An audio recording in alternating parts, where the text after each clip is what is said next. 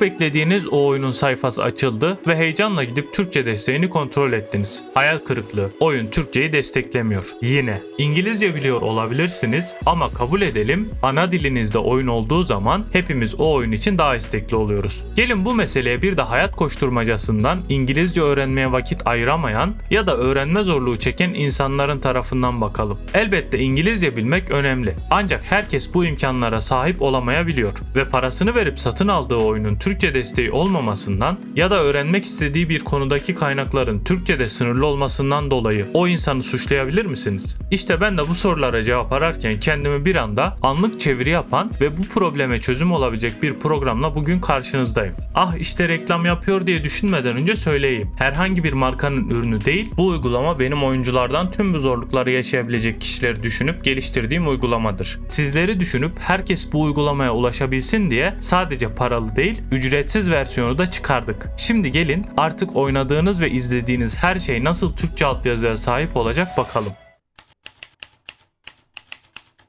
Programı açtığınızda donanımınıza bağlı olarak yaklaşık 30 saniye ile 1 dakika arasında bir yükleme süresinden sonra size ekranda alan seçmenizi isteyen bir yer açılacak. Bu seçeceğiniz alan birden fazla olabilir. Yani bu da demek oluyor ki sadece altyazı değil, oyunda önünüze bir mektup, görev kağıdı gelirse hemen CTRL ve Q tuşuna basıp altyazıyla birlikte mektubun olduğu alanı da seçersiniz ve program size milisaniyeler içinde anlamak istediğiniz her yeri çevirir. Tek tip bir altyazıya da mahkum değilsiniz.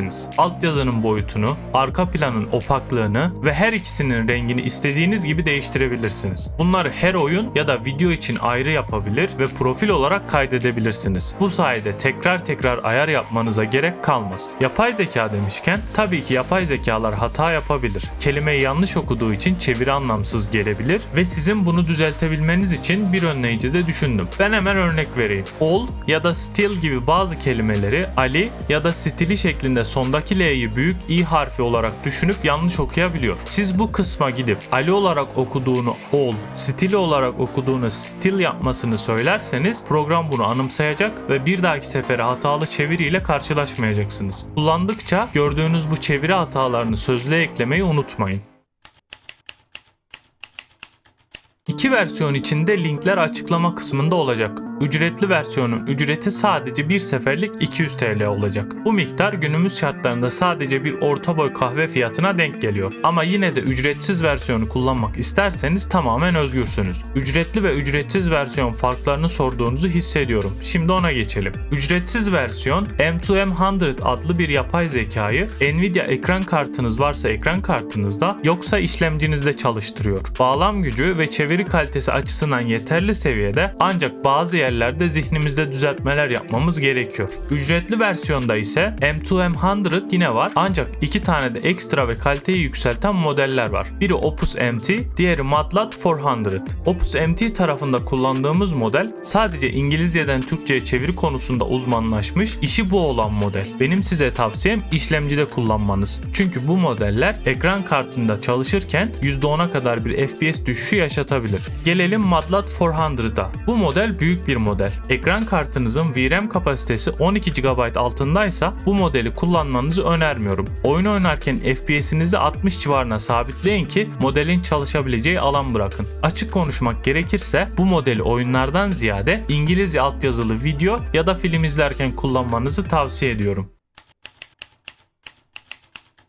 Uygulamamız hiçbir internet gereksinimi duymadan sizin bilgisayarınızda çalışıp sizi API ücretlerinden ve aylık ücretli yapay zeka aboneliklerinden kurtarıyor. Sizin için, sizin bilgisayarınızda ve tamamen size ait. Uygulamayı yaparken sizin karmaşık işlemlerle uğraşmamanız için mümkün olduğunca her şeyi basitleştirdim. Arka plandaki kod karmaşası ile siz hiç uğraşmayın ve kurup uygulamanın keyfini çıkarın diye her şeyi çok basit hale getirdim. Şimdi gelelim size söylemem gereken bazı hususlara. Uygulamayı ilk kurarken Windows'un gıcık Smart Screen filtresine takılırsanız endişelenmeyin. Henüz çok küçük bir geliştirici olduğum için sertifika bütçem yok ve bu yüzden size bu uyarıyı veriyor. Siz yine de çalıştır seçeneğine tıklayıp kurulumu yapabilirsiniz. Uyarılar demişken şu an ekranda uygulamanın 70'in üzerinde programda verdiği tarama sonuçlarını görüyorsunuz. Malwarebytes programının verdiği uyarı için false pozitif yani yanlışlıkla tehlikeli olarak sınıflandırıldığına dair başvurumu çoktan yaptım bile. O uyarıda zaten zaten yapay zeka kullandığımız için verilen bir uyarı. Daha önce bahsettiğim kelime okuma hataları açık konuşayım bazen can sıkıcı olabiliyor. Program kelimeyi okumak için mutlak bir ayrım görmek zorunda. Örneğin şu sahnedeki bir altyazı insan gözü için netken program renk kodlarıyla çalıştığı için ayrım yapmakta zorlanıp kelimeyi okumakta sıkıntı çekebiliyor. Bu yüzden eğer oyundaki ya da uygulamadaki altyazı için bir arka plan rengi açabiliyorsanız mutlaka ama mutlaka bunu yapın. Bu arada unutmadan oyunlarınızı ya da uygulamalarınızı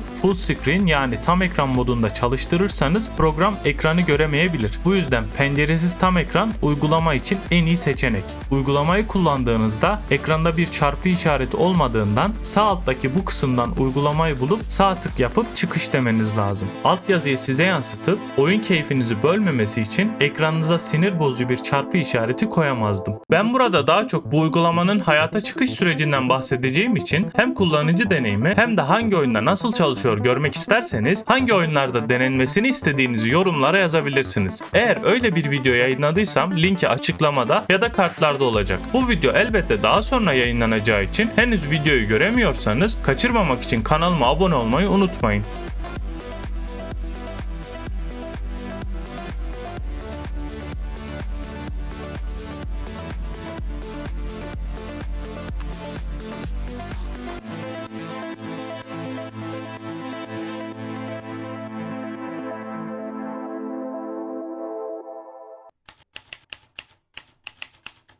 Uygulama hoşunuza gittiyse ve hem bize destek vermek hem de ücretli sürümüne sahip olmak için belgekolik.limonsqueezy.com adresine girip lisansınızı satın alabilirsiniz. Link ayrıca açıklama kısmında olacak. Öncesinde ücretsiz sürümü deneyip bakmak isterseniz de yine linkini açıklama kısmından ulaşabilirsiniz. Uygulama ile ilgili istediğiniz özellikler, tespit ettiğiniz hatalar varsa yorumlar kısmını bir geri bildirim alanı olarak kullanabilirsiniz. Uygulamaya güncelleme yayınladığımda uygulama bunu size söyleyecektir. Her şeyden önce umarım oyunlarda ve uygulamalarda Türkçe desteği giderek yaygın hale gelir ve biz de keyifle oyunları oynamaya, uygulamaları kullanmaya, yasakların olmadığı bir zamanda devam ederiz. Çünkü ülkemizde her an, her saniye bir şeyler yasaklanacak korkusuyla yaşıyoruz. Wattpad, Discord, bir zamanlar YouTube, şimdi ise Steam, Epic Games, EA ve diğerleri. Oyunumuza dokunmayın. İnsanlar hayatın stresini atmak için vakit bulup oturduğu bilgisayarında yine bugün hangi yasak gelecek diye korkmak zorunda kalmamalı. Çünkü yasaklar hiçbir zaman o yasaklara sebep olan kişilere engel olmuyor. Discord'un yasaklanmasına sebep olan kişiler şu an o yaptıklarını başka platformlarda hala yapmaya devam ediyor olabilir. Olan akşamları biraz eğlenmek için arkadaşlarıyla buluşup konuşacak olan sana ve bana oldu. Yasaklar asla çözüm değildir. Çözüm o kötülüğü yapan insanlara hak ettiği cezayı vermekle olur. Tıpkı Soğukoluk'ta olduğu gibi. Orada yaşananlar ve sonuçlarını şu an ekrandaki videoda anlattım. Oyunumuza dokunulmayan, kötülerin cezalandırıldığı bir geleceğe.